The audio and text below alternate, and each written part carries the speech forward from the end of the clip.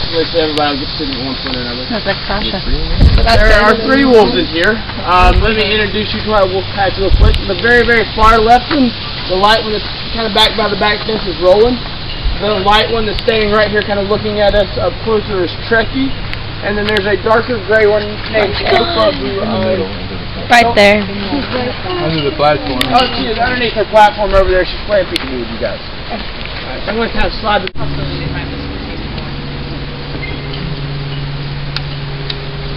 Hey, Cracker.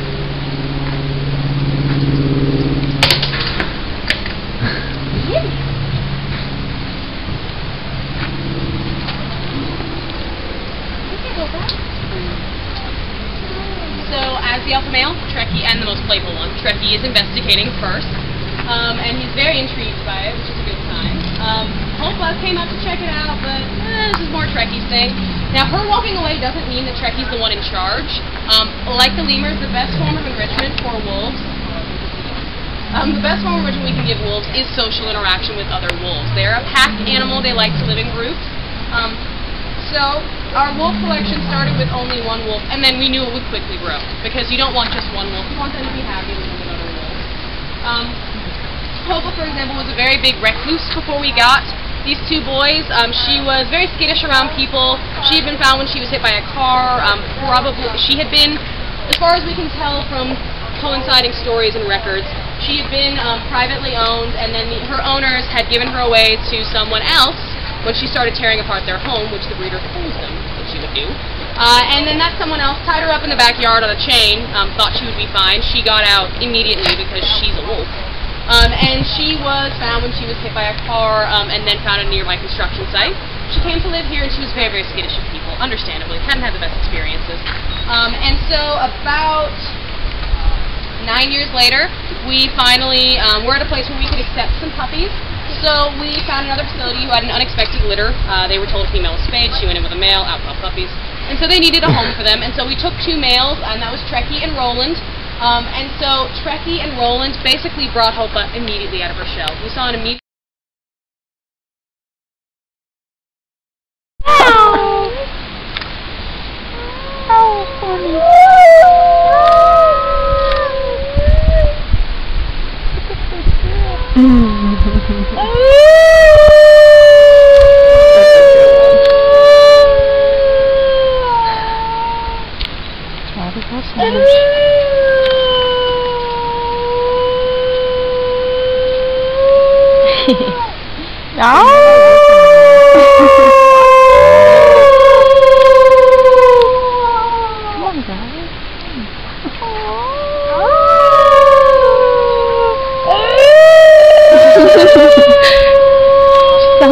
You got the wolves looking.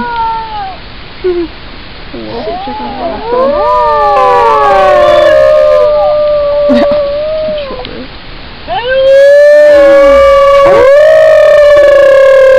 Andy, come with me. That's a brand new singing dog we just got 2 days ago. Her name is Melody. Melody. She's right there. she was not here when Melody was here, obviously. And she is a companion for Cody. They're not a breeding pair, but Cody was a little lonely. He didn't have a female. As you can see, he was loving the bachelor life, and he's not so sure how he feels about having the girl. But I think he could have done worse. She's about the prettiest singing dog I've ever seen. And so Cody's up top. Melody is running around. That's Tamara, who's sitting up on top of there. Hopefully Tamara doesn't hear me say this, Melody is clear. And then Faldo is probably hiding out somewhere. He's not very social. In the back we have Sumi up on top of her platform, and then Benji is likely lurking around somewhere a little more hidden, also not very enthusiastic about tours sometimes. Now, I don't know if Cody's been doing much howling ever since he got his girl, but Cody is quite the good howler. And it's a form of enrichment for them, for us to interact with them, both by howling with them and also by going in with them. On their first day, our interns and volunteers.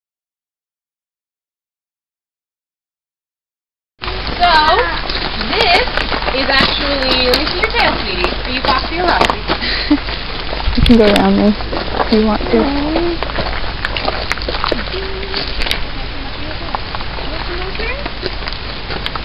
Oh, those maybe that is. Alright, so that is actually